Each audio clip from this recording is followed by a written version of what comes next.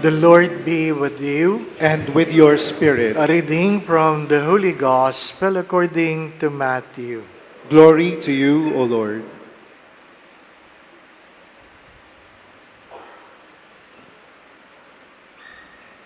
When John the Baptist heard in prison of the works of the Christ, he sent his disciples to Jesus with this question: Are you the one who is to come, or should we look for another? Jesus said to them in reply, Go and tell John what you hear and see. The blind regain their sight, the lame walk, lepers are cleansed, the deaf hear, the dead are raised, and the poor have the good news proclaimed to them. And blessed is the one who takes no offense at me. As they were going off, Jesus began to speak to the crowds about John. What did you go out to the desert to see? A reed swayed by the wind. Then what did you go out to see? Someone dressed in fine clothing? Those who wear fine clothing are in royal palaces. Then why did you go out? To see a prophet? Yes, I tell you, and more than a prophet. This is the one about whom it is written, Behold, I am sending my messenger ahead of you. He will prepare your way before you. Amen, I say to you, among those born of women, there has been none greater than John the Baptist. Yet, the least in the kingdom of heaven is greater than he.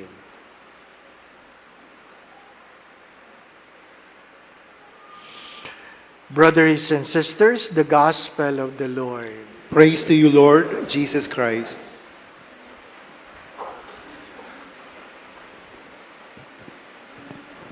As I have been saying this, the prophecy of the prophet Isaiah was said 700 years before the birth of Christ. 700 years. That's very long. So when Isaiah said, God will come to save us, there are many questions. When? How? Who? Maraming tanong.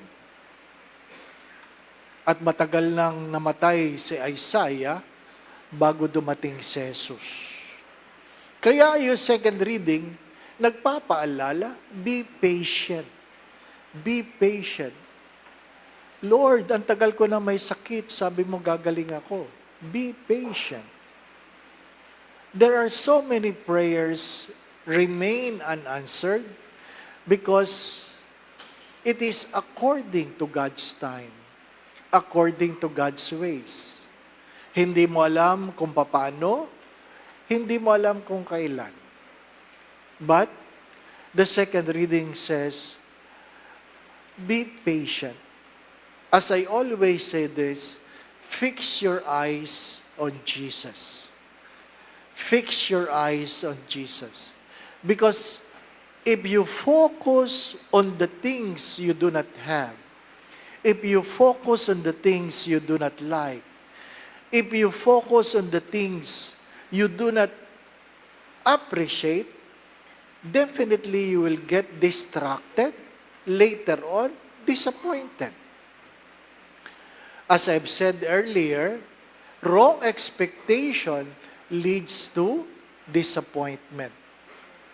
Wrong expectation leads to disappointment. Nagbiro ako kanina yung hindi pa uso ang cellphone. Ano pa? O kung may cellphone man, GSM pa lang, walang picture, 'di ba ano? Tapos makakakuha ka ng phone pal. Ha? Tapos sabihin, mag-eyeball tayo. Alam niyo ba yung mag-eyeball? Magkita tayo. Saan? Sa green belt. Di ba? Saan sa green belt? Sa ilalim ng puno. Di ba? Paano kita makikilala? Green ang suot ko. Ikaw, magi-green na rin ako. Di ba? Ano? Magkikita kayo. pero hindi mo kagad lalapitan at hindi ka naka-green. Para pag pangit siya, hindi kayo magkikita. Hindi po ba, ano? Para hindi ka ma-disappoint. Hindi ka ma-disappoint. At sasabihin, ay, hindi kita nakita. Sorry, di ako dumating. Ay. Tapos, hindi ka niya sasagutin. Hindi na kayo magkikita. Ha? Nabigo ka na, hindi po ba, ano? Ha? Mga minamahal na mga kapatid, what are your disappointments in life? What are your disappointments? Or, what are your failures aside from sin? The second question is, what have you learned from it? Anong natutunan mo? We learn more wisdom in our failures than in our success. Hindi masama na ikaw ay nabibigo, hindi masama na ikaw ay natatalo, nalulugi, nasasaktan, kung ikaw ay merong natututunan. Nakakulong si Juan Bautista. Hindi siya nawalan ng pag-asa. Pero nahihirapan siya na tanggapin na ang kanyang pinsan, magpinsang buo ito, si Jesus at si Juan Bautista. Napakahirap isipin mo. Magpinsang kayo. Baka nagsuntukan pa yan ng maliliit, di po ba? Ano? Tapos sasabihin, ikaw? At nakakulong na siya at sabi, ikaw na ba? Hindi sinagot ni Jesus, ako nga. Ang sabi lang ni Jesus, sabihin mo kung anong iyong nakita. What do you see? What are you seeing is the fulfillment of the prophecy that the coming of the Messiah, there will be healing for those who are sick. The lame will walk, the blind will see, even the dead will be raised. My dear friends, my brothers and sisters, so many things, as I have said this before, the gift of faith is to see what we believe.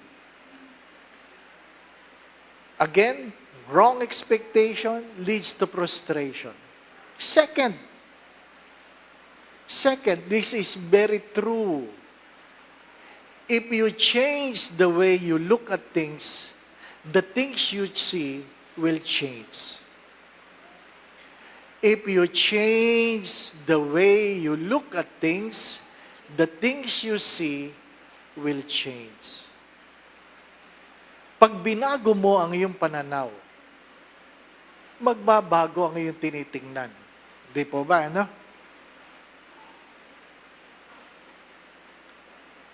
Nagagalit yung iba pag sinasabi mong mataba. Bakit? Pangit ba mataba? Pagpayat ba? Maganda agad? Di naman. Di ba? Sabi ko sa mga kaibigan ko malalaki, lumipat ka sa Germany. Bakit? Nakakahiya ang payat doon. Lalong-lalo na pag ikaw ay may asawa. Isang malaking insulto na ang misis ay payat sa Germany. Ibig sabihin, hindi ka pinapakain. Oh? Di ba, ano? Masama bang pango ang ilong? Sino may sabing masama? Masama malaki ang butas ng ilong? Mapalad tayo. Mas marami tayong nasisinghot kumpara sa kanila, di ba? Ano? Isang biyaya yan. Hindi mo lang nakikita. Di ba ba, ano? Ang laki ng tenga niya. Ano sabi nila? Mahaba ang buhay niyan. Ay, sana malaki na rin ang tenga ko. Di ba, na? Kanya-kanyang pananaw. Kanya-kanyang pananaw. Meron akong English Bulldog. Napupuyat ka dahil ang lakas maghilik. Ano po? At sa inis ko, pag naghihilik siya, ginigising ko para parehas kami. Alam naman ako lang ang puyat, di ba ba? At dinala ko sa animal house. Sabi ko, grabe. Sabi niya, ganyan talaga mga English Bulldog, Father. Kasi maliit ang butas ng ilong. Pero kung hindi niya yan pa-operahan, baka maagang mamatay, magkakasakit sa puso. Anong operahan? Operahan po ang ilong. Magkano? Naku, ang mahal. Ang mahal. Magpaayos ng ilong ng English Bulldog.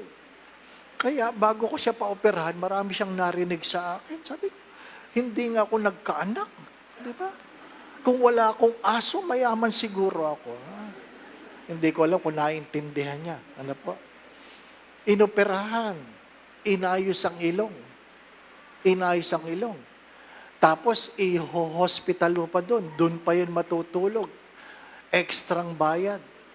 Sabi, tapos na po, Father. Pwede na pong iuwi si Uno. Excited ka. Pagtingin ko, parehas pa rin ang ilong. Sabi ko, ang mahal-mahal. Parehas lang ang ilong. Diba? Yung pala, nilakihan lang ang butas. Ano po? Ganon talaga. Ganon talaga. Mga minamahal ang mga kapatid, di ba? Ano? What are your expectations?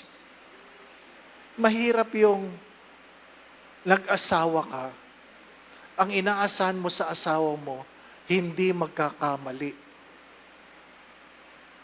Nagkasal ako. Sinabi ko talaga sa kinakasal ko, ang una niyong tatandaan, hindi perpekto ang asawa niyo. Kasi feeling mo, perpekto, di ba, no? Feeling mo, hindi yan magbabago ang ayos. Tatamarin yan, susungit yan. Magsabi kayo, lahat ng ayaw mo, pwede niyang gawin, di ba, no? Hindi yan palaging 35, 24, 36.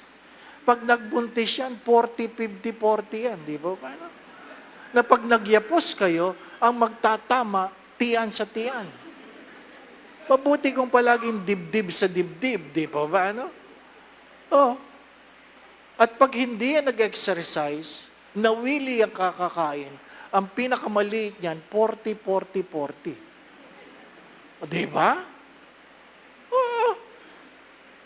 Mabuti kung bote ng Coke na 2 liter yan. Di ba ba? At least pantay.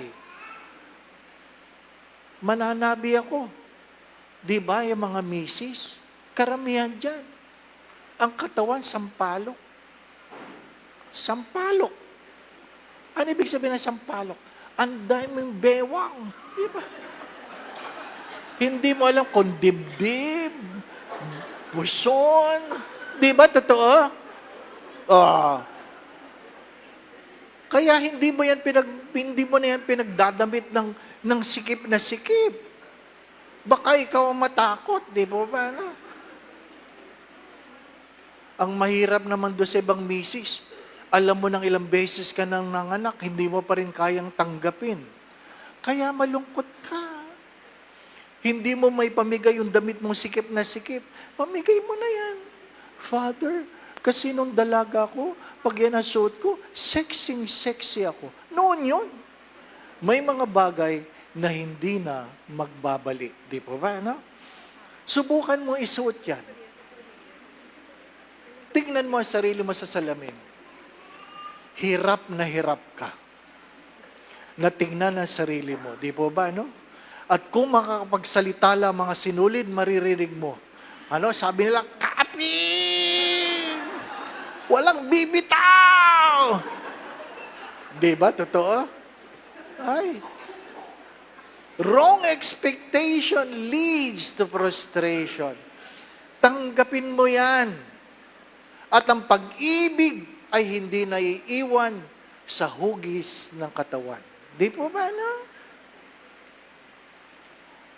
Kunwari, di ka kakain ngayong Pasko. Excuse me, mandadaya ka naman. Di po ba, ano? Ano sabi ko dyan?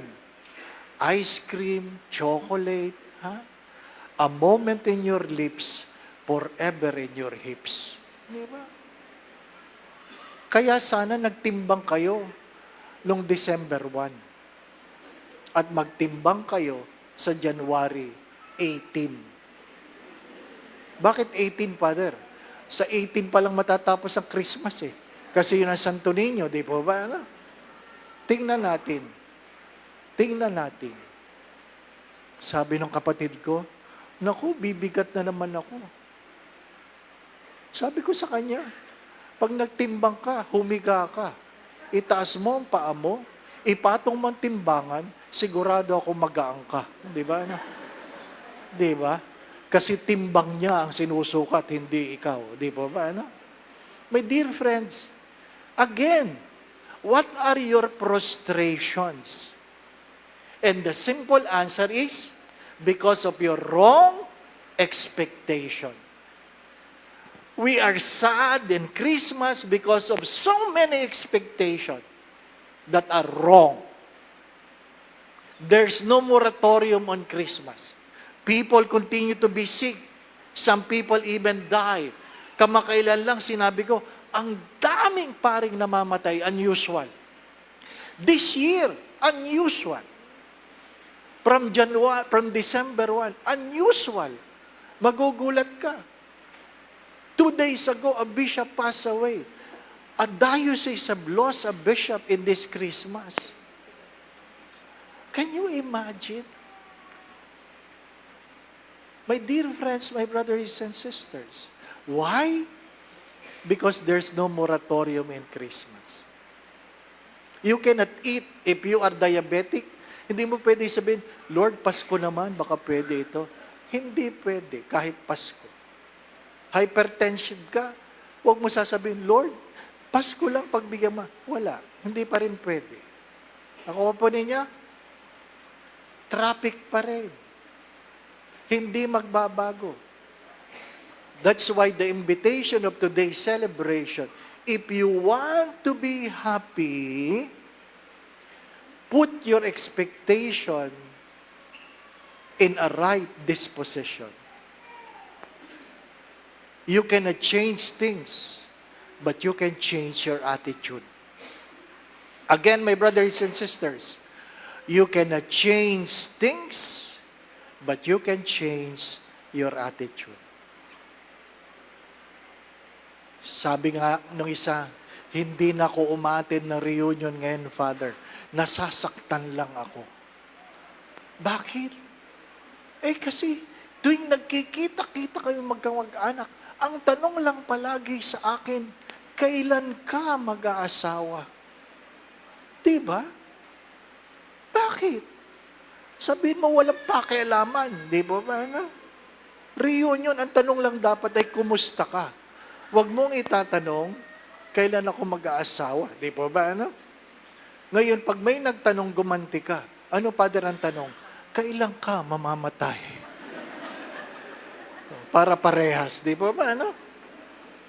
My dear friends, my brothers and sisters, why are you sad? Again, seriously, why are you sad? Do not forget this. Wrong expectations leads to frustration. But if you change your attitude, life will change. Amen. Going back to what I've said, do not forget this. Wrong expectation leads to frustration. Ano po? Huwag masyadong umasa. Pag kayo umasang makakatanggap kayo ng regalo ngayon, mabibigo kayo. Pero kung kayo ang magbibigay, masaya kayo. Di po ba, ano? Ha? Nung tayo'y maliliit, tanggap tayo ng tanggap. Ngayon tayo na matatanda, magbigay kayo. Ano po?